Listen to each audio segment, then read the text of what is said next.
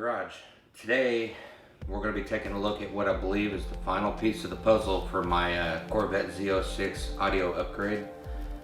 We're going to be looking at the speakers I'm going to be putting in the doors and the rear panels.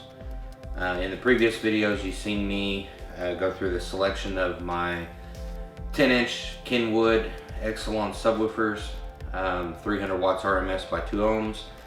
My box selection that I chose for the car, it's custom design box specifically for the Corvette Z06 FRC. I also showed a couple of videos on my head unit, the Kenwood Exelon double din, the DMX9707S, and now we're finally going to be taking a look at these. And I also covered my amplifier that I chose. So here we have a set of 5.5s Kenwood KFC-1396PS. They are roughly 100 watts RMS, and they're the exact same reference. Same texture, same design as the subwoofers. And then these are a spitting image of these, but these are 6.5s. They'll be going in the front door speakers. They're the KFC-PS-1396. Both speakers have 100 watts RMS rating on them, and my amplifier, the Kenwood Exelon reference 5-channel amplifier, is 100.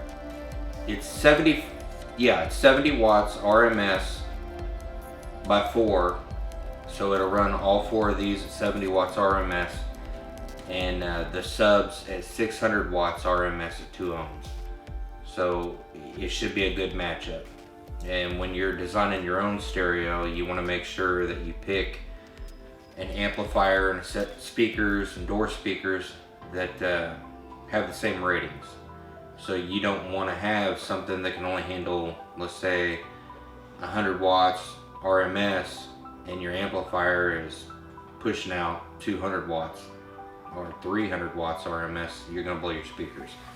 So you want to make sure that you have everything that matches, it's all compatible. And we're going to get all this put in. I've got these foam covers that go over the front of the speaker, so when you put your door panels back together, you have a nice flush fit and a good seal, so all the sound is coming through the car. And I've also got this stuff here. It's just foam that you put around the back side of the speaker or around these plates, so that you don't have any rattling or anything of that nature. It quietens everything down. Make sure that the sound is going where you want it to. I'm not going to take too much of a look. I told you that these were 100 watts RMS, and they have the same texture as my subwoofer. I'll throw some pictures up on the screen so you can see a close-up of what they look like. I'm not really going to document putting it in the car. The car is a 20-year-old car. It's 2001. And I'm going to really slow down and take my time taking the car apart, make sure I don't break any clips. I got some wires to run. You guys have seen several videos of me soldering and running wires, so I don't really think that you want to see me do it again. If you do, put it in the comment section below, and I'll start doing that more often so you can follow along. But today, I'm just going to turn the camera off. I'm going to get this installed. And then I'm going to kick cameras back on and give you a demo and show you what it looks like when it's done. Well, we're back. The stereo is done. I took quite a few hours to get it finished up, but I wanted to do it right. I didn't want to break any plastic or anything like I was explaining earlier. I told you guys that I would give you a demo of what this thing sounds like, but I turned the stereo up to 75%. Which is what you're supposed to do, and then you turn the gains and the amplifier up, and until you just get the distortion or clipping, and then you back it off just a little bit until the clipping and distortion goes away. So I had this thing turned up. It goes up to 40, the head unit does. So I turned it up to 30, which is 75%, and turned my gains up and everything, and this thing was so ear-piercing loud. There's just no way that it would come across on a camera. It would just sound like a bunch of white noise on your end. And then I did the same for the subs. So I'll go ahead and show you what it looks like with it being completed, but I'm not going to do a demo. There's just no way. I'm very thrilled with the way that this turned out. It looks great, sounds amazing. I've said that in a few other videos, like my powered subwoofer for my home, the Clips. I don't mean to sound like a broken record, but technology from, you know, when I was a teenager and all that has come up so much. It just blows my mind on what this stuff sounds like. But I'll quit rambling and I'll show you what we got. And I'll kind of give you a full stereo overview. So my head unit, like I said earlier, is the Kenwood DMX-9707S. It's a Kenwood Exelon. And I did put down there at the bottom a USB port. And there's another one right here in my center console that I have my flash drive on with most of my music and wallpapers for the head unit and things of that nature. And then this little guy is just what holds my phone, no big deal. Here, this looks factory. I didn't want to pull that Bose emblem off. I didn't feel like I'd be able to get it to look right if I did, so I just left it alone.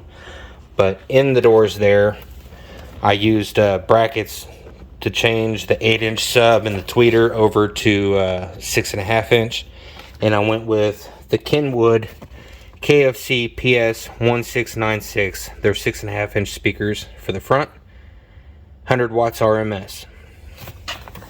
Then in the rear, right there in those factory locations, I tore everything apart, foamed everything just like I did the front, and I put these guys in. These are the Kenwood Performance Series, or Exelon KFC-1396PS, 5 1/4.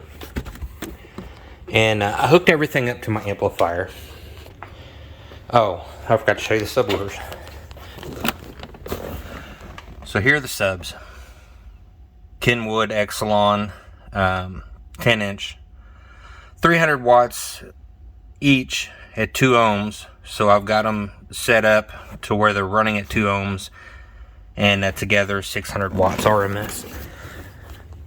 Because in a small cab like this, you don't need a 1,000-watt stereo system to rock your head. So here in the back, everything's clean. There's no wires anywhere. I feel like I've done a pretty good job at that. There's the back of the box, and I put that emblem on there just to kind of give it some character. And then underneath of this piece of plastic, this is just temporary. I had it laying around. I'm going to get a piece of board, and it's going to come all the way over to here. And I'm going to carpet it, so it's going to look uniform all the way across. But still, that looks better than nothing. The amp is underneath of it. So there's the amplifier. And again, I cut a slit and ran all the wiring through the carpet so you don't have a bunch of stuff just laying down here in the trunk. And I got everything tuned. It's at roughly 25% turned up on the gains for the channels A and B, which are your front door speakers and your rear speakers. And then I'm at about halfway turned up on the gain for the subwoofers. And it sounds amazing. Sorry I can't give you guys a review, but there's no way that it would come across on camera. So I'm going to go ahead and cut it there. That's the end of my system upgrade for the Corvette. I'm not real sure what's in store next, but I'll be sure to come up with something for you. I want to keep this content coming every Friday. So until the next one, thanks for watching.